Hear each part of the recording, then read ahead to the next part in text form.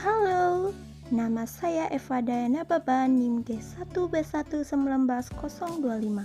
Di sini saya akan membahas tentang nutrisi enteral dan parenteral. Apa sih nutrisi enteral itu? Nah, di sini kita akan membahas tentang definisi, tujuan pemberian, jenis pemberian, metode pemberian, kontraindikasi, komplikasi, dan bagaimana cara pemberian nutrisi enteral.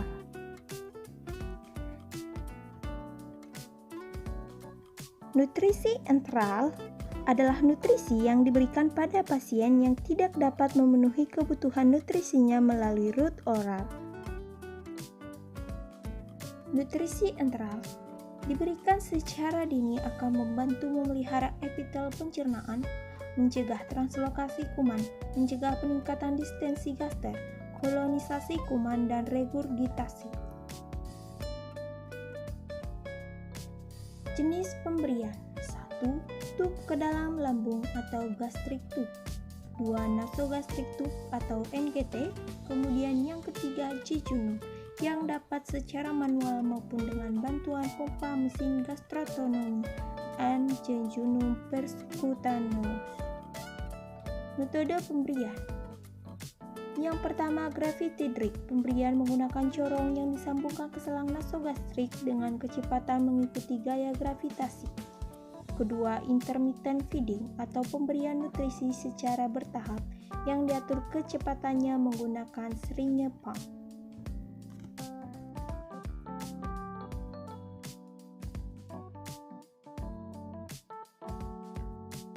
Kontraindikasi: nutrisi enteral sebaiknya diberikan pada semua pasien kritis kecuali pasien yang mengalami distensi abdomen, perdarahan gastrointestinal, diare, dan muntah.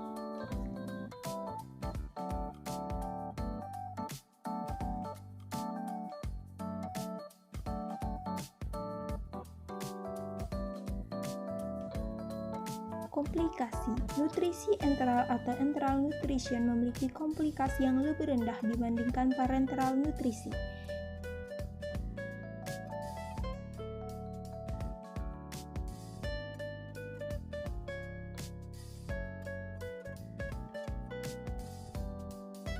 Cara pemberian melalui selang NGT. Prinsip: pastikan posisi selang dan adanya residu lambung. Hindari mendorong makanan. Perhatikan interaksi obat oral dengan makanan, terutama dengan susu. Peralatan: cairan makanan dan air minum, gelas ukur dan corong atau spuit 100 cc, pengalas, klem, sarung tangan karet.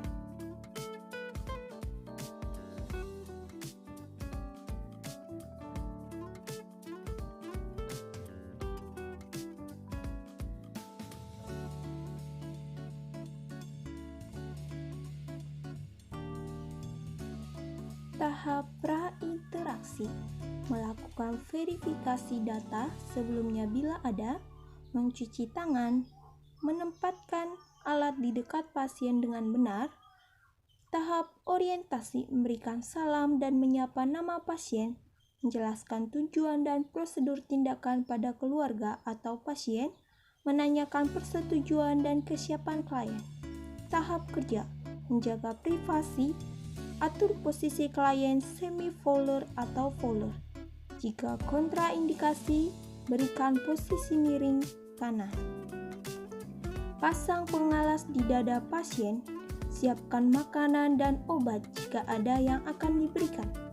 Pakai sarung tangan, cek posisi dan kepatenan selang NGT serta residu lambung. Dengan tangan yang tidak dominan, klem selang NGT dan tinggikan selang 45 cm dari dada klien. Alirkan makanan perlahan-lahan tanpa mendorong. Bila makanan sudah selesai, bilas selang dengan cairan. Tutup ujung selang, biarkan klien pada posisi semi-fowler selama 30 menit. Merapikan pasien.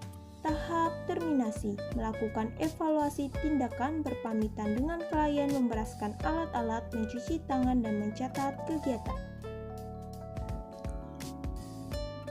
Nutrisi parenteral definisi, tujuan pemberian, indikasi pemberian, metode pemberian, waktu pemberian, komplikasi, dan cara pemberian.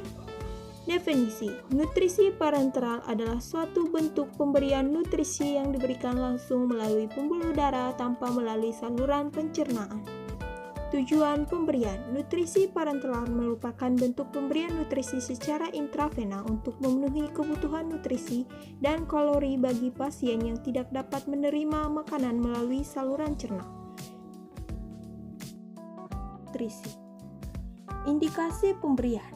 Apabila pasien gangguan penyerapan atau kehilangan nutrisi, obstruksi usus mekanis, pembatasan asupan oral atau enteral, gangguan motilitas, ketidakmampuan mempertahankan akses enteral, pasien kritis dan pasien kanker. Metode pemberian. Metode pemberian nutrisi parenteral bisa melalui vena perifer dan vena sentral.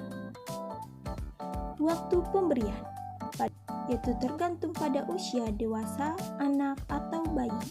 Komplikasi ada pneumotoraks, emboli udara, infeksi pleuritis, re-feeding syndrome, sepsis, hiperglikemia, dan hipertrigliseridemia.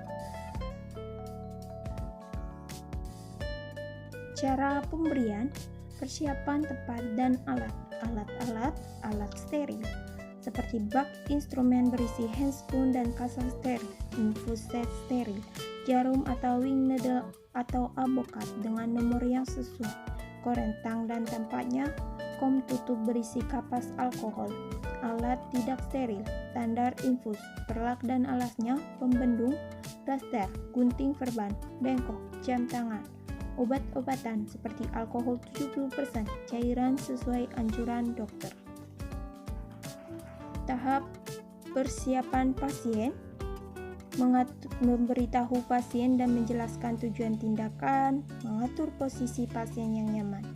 Prosedur pelaksanaan, melakukan fase orientasi, mengucapkan salam, memperkenalkan diri, menjelaskan tujuan, menjelaskan prosedur, dan menanyakan kesiapan klien. Fase kerja, mengisi selang infus.